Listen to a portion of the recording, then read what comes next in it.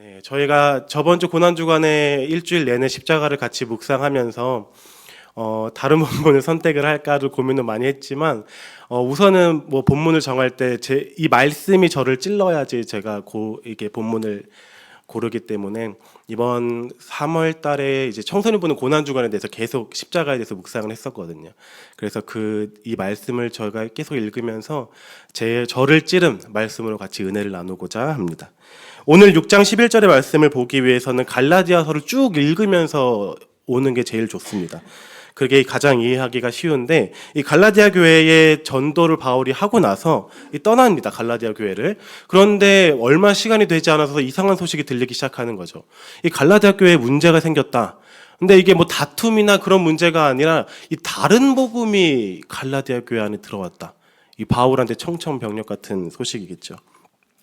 그래서 이 바울이 갈라디아 교회에서 이 편지의 서두에 보면은 너희가 속히 이 말씀을 떠나는 건 나 놀랐다. 이렇게 얘기를 하거든요. 그런데 보통 이 바울이 만약에 이 갈라디아 교회가 떠날 것 같은 것을 기미를 보였다라면 내가 너희 그럴 줄 알았다. 내가 떠날 줄 알았는데 미안하다. 내가 더 있어서 너희에게 믿음을 더 강화시키고 왔어야 되는데 미안하다. 이렇게 얘기했어야 되는데 너희가 이렇게 속기 떠나는 거 말도 안 된다. 너희 그때 나를 어떻게 환대했냐. 내가 말도 못하고 병 걸려가지고 나 볼품 없어도 너희가 나 받아주고 그런 모습들을 너희가 다 보여줬는데 갑자기 이렇게 말씀을 떠나는 거 보니까 내가 속이 상한다 하면서 편지를 시작을 하고 있죠. 그러면서 바울의 사도권까지 건드리면서 야, 나 이거 사도 봤다. 나 예수 그리스도 내가 어떻게 만나는지 쭉 읊으면서까지 그렇게 말씀을 전하고 있습니다. 그 위태로움 가운데 다른 복음을 이 갈라디아 교회 안에 들어왔기 때문이죠.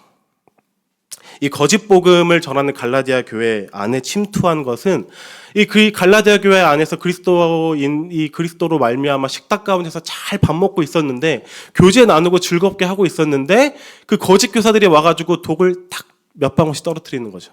냄새도 나지 않고 보이지도 않는 그런 그 다른 복음이라는 그 독을 한 방울씩 풀어 놓은 거죠. 그러면서 오늘 11절에 바울이 이렇게 쓰고 있습니다. 우리 같이 한번 읽어보도록 하겠습니다. 11절입니다. 내 손으로 너희에게 이렇게 큰 글자를 쓴 것을 보라. 이 갈라디아 교회 편지를 보내면서 6장 이제 말미에 나오는 말씀이거든요. 그러면서 이제 설교로 따지자면 이렇게 말하는 것과 같습니다. 그러므로 여러분, 내 말을 잘 들어주십시오. 내가 이렇게 큰 소리를 낸 적이 없지 않습니까? 내가 이렇게 큰 소리로 내는 것을 잘 기억하여 주십시오. 하면서 말하는 것이 내가 이렇게 큰 글자로 쓴다. 잘 기억해줘라. 하면서 쓰는 것이 11절이죠. 즉 갈라디아 편지를 마무리하면서 그들이 십자가의 복음에서 벗어나지 않도록 권면하고 있다는 것입니다. 거짓 교사들이 전한 다른 복음으로 십자가에 자랑하는 것을 막고 있다는 거죠. 너희 왜 자꾸 육체로 자랑하려고 하냐? 십자가의 자랑으로 만족하지 못하겠냐? 이렇게 얘기하고 있는 거죠. 이 다른 복음이라는 게 다른 복음을 전할 때는 어떻게 전해야 됩니까? 사람의 입맛에 딱 맞게 전해야죠. 그래야지 그들이 듣지 않겠습니까? 이것은 사람 마음속에 있는 은밀하고 본능적인 것을 건드리죠. 그것은 하나님과 우리 사이를 멀어놓게 만든 원초적인 것, 바로 자신을 높이는 마음, 자기 자랑. 이 거짓 선지자들이 거짓 복음을 전하는 자들이 이 마음을 딱 건드리고 가는 것입니다. 세련되고 멋있는 말투로 나도 알아. 바울 나도 아는데 이 바울이 너희 얼마 동안 있었지? 너무 짧은 시간 있었어. 잘 들어봐. 바울이 한 가지 빠뜨린 게 있다. 그게 뭐냐면 할례다. 우리 이스라엘 대대 이 민족을 통해서 이 할례를 받은 우리 이 민족, 하나님께서 이방인들과 이 이스라엘 백성들을 나눈 이 거룩한 할례가 구원의 증표다. 이렇게 얘기하는 거죠. 원래 값싸 보이는 것을 보면 의심이 되지 않습니까? 1,000원짜리 스테인레스 보온병이 있는데 냉보온이 다 된다라고 그렇게 광고를 하면 이제 저희가 나이가 많이 드시면 드실수록 또 주부일수록 이건 말이 안 된다. 1,000원짜리 어떻게 냉보온이 다 되냐 하면서 의심하지 않겠습니까? 그런데 거기다가 한 가지 조건만 딱 붙이면 이해가 됩니다. 이 보험 계약서 한번 상담 한번 받으시면 드립니다. 이런 식으로 그래, 그럼 그렇지. 이렇게 쌀 리가 없지. 이것과 마찬가지로 이 갈라디아 교회 성도들도 마찬가지로 이 복음이 너무 아무것도 안 해도 되는데 믿기만 하면 된다고? 그러면 천국 간다고? 이게 너무 싼데? 이거 다른 거 없습니까? 하면서 그 마음 가운데 그 거짓 교사들이 그 마음을 탁 건드리는 거죠. 원래는 그게 아니야. 할례 받아야 돼, 할례. 그러니까 갈라디아 성도들도 그럼 그렇지, 그럴 리가 없었지 하면서 이 복음을 받아들이기 시작했다라는 거죠. 오늘 바울은 그들이 할례를 행하는 이유를 두 가지로 설명을 하는데, 첫 번째는 이 유대인들이 할례 받지 않은 것으로 인해서 박해하기 때문에 그것을 면하게 하려고. 이 베드로도 그런 일이 한 번 있지 않습니까? 또 뭐냐면 육체에다가 내가 자랑할 것을 새기도록 한다라는 거죠. 예수 믿습니까? 예수 믿습니다. 이것은 뭐 그렇게 크다지 자랑이 되지 않는데, 예수 믿습니까? 믿습니다. 증거가 뭐가 있습니까? 내 몸에 할례가 있습니다. 이거 얼마나 힘든 건지 아십니까? 하면 육체로 자랑하게 하려고 하는 거죠. 거짓 교사들이 말하는 이 거짓 복음은 유대인들에게는 거리끼는 것이었습니다. 왜냐하면 유대인들은 자신의 삶이었거든요. 자기 의로 율법을 지키며 나를 자랑하는 것, 나를 높이는 것, 그것이 자기 인생인데 그것을 버리라고 하면 자기를 버리라고 하는 거죠. 그렇기 때문에 마치 십자가에 못 박히듯 한 이 복음을 치워버리고 다른 복음을 갖고 왔다라는 것입니다. 그렇게 그들은 십자가의 복음이 아닌 자기를 자랑할 수 있는 다른 복음을 가져왔죠. 그리고 그 거짓 복음을 갈라디아 교회 성도들도 받아들이게 됐다라는 거죠. 십자가의 복음보다 더 가치 있게 여긴 거죠. 오늘 이 바울이 말하는 십자가의 복음은 이 나무 판때기에 있는 이 나무 십자가를 얘기하고 있지 않죠. 때때로 어떤 이들은 이 상징적인 것, 십자가의 나무의 상징적인 것에 마음의 위로를 삼고 그것으로 은혜를 받지만, 하나님께서 우리에게 말씀하신 것을 우리가 기억해야 합니다. 너희는 어떤 것으로도 새기지 말라. 새기지 말라. 바울이 말하는 십자가의 복음은 십자가 위에 달리신 그리스도, 그분께서 우리에게 베풀어 주신 용서와 희생, 그리고 우리를 향한 사랑, 그리고 순종의 결과물이라는 거죠. 오늘 본문 14절입니다. 우리 같이 한번 읽어주셨으면 감사하겠습니다.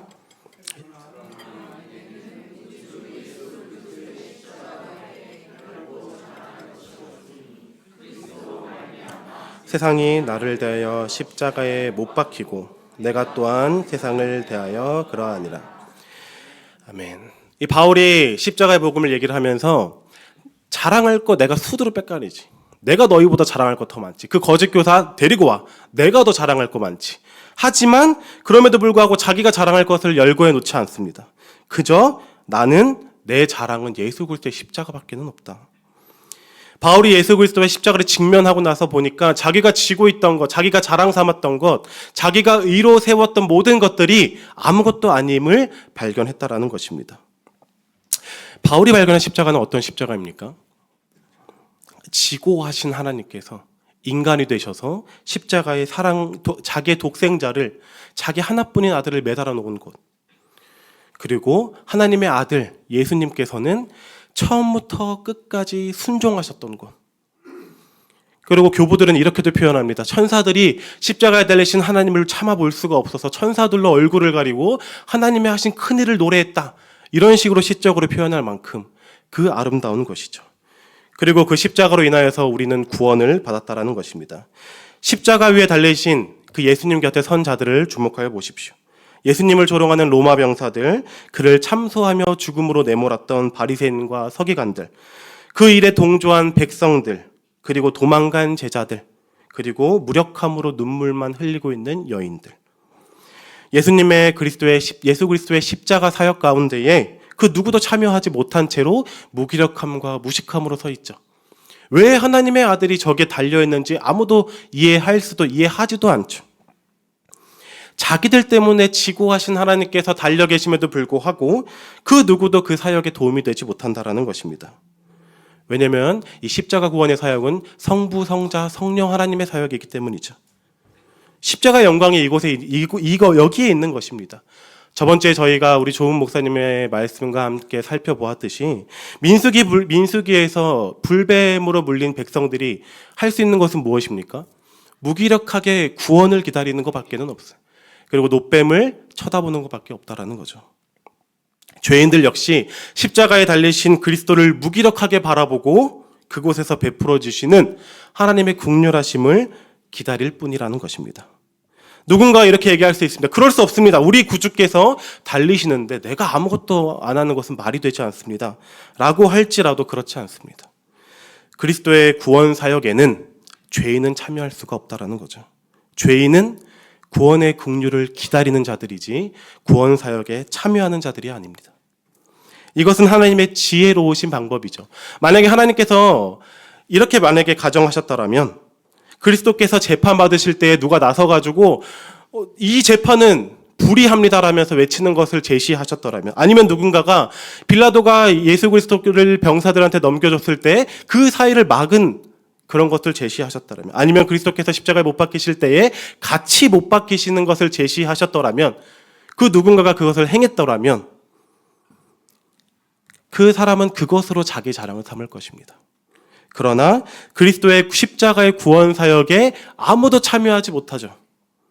그러므로 말미암아 우리는 모두 한 마음으로 예수 그리스도만을 높인다라는 것입니다.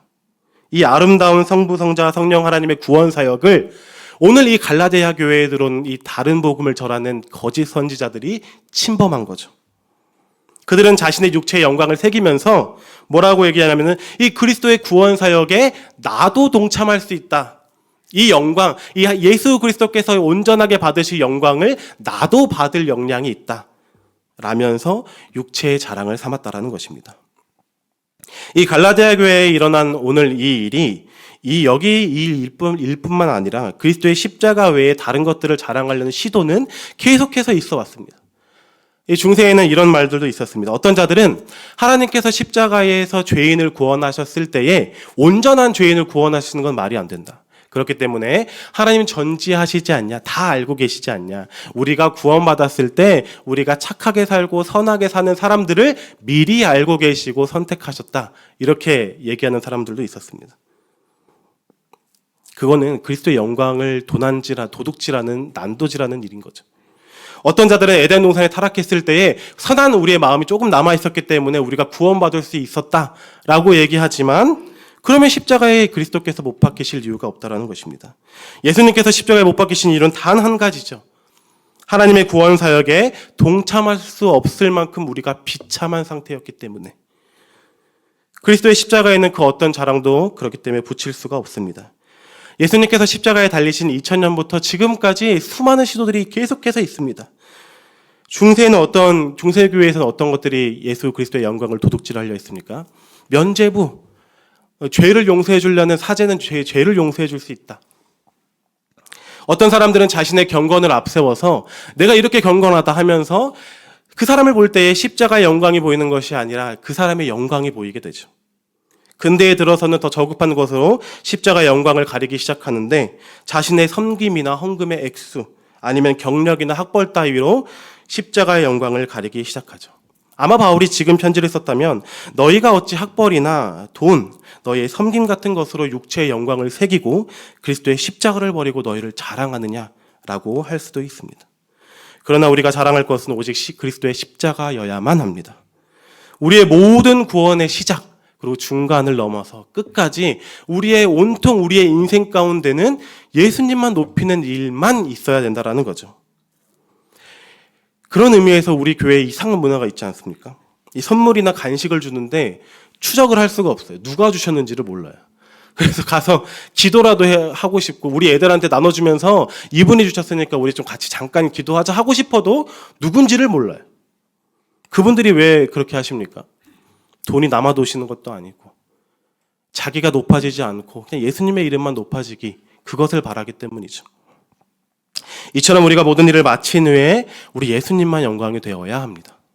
부끄러운 저의 얘기를 잠깐 하자면, 제가 가끔 사역을 잘 마치고 나면 그런 날은 많이 있지 않지만 잘 마치고 나면 제 마음 가운데 어떤 마음이 드냐면 으쓱할 때가 있어요. 한 번씩. 그러면 나도 소스라치게 놀라고 다시 저 혼자의 좀 시간을 가집니다. 그러면서 하나님 앞에, 하나님, 내가 아직 많이 부족해서 내 주님의 영광을 좀 도둑질하고 싶습니다. 불쌍히 여겨주십시오 하면서 주님 앞에 내가 주님의 십자가만 자랑할 수 있도록 다시 나를 고치며 나아갑니다. 청소년부 말씀을 전하다가도 애들이 알아듣지 못하도 이해되지 못해도 저는 그 영혼들한테 너희가 언제일지 모르겠지만 이 말씀을 듣고 때에 따라 하나님의 때에 따라 피어나라고 아름답게 피어나라고 기도하고 간절한 마음으로 전하죠.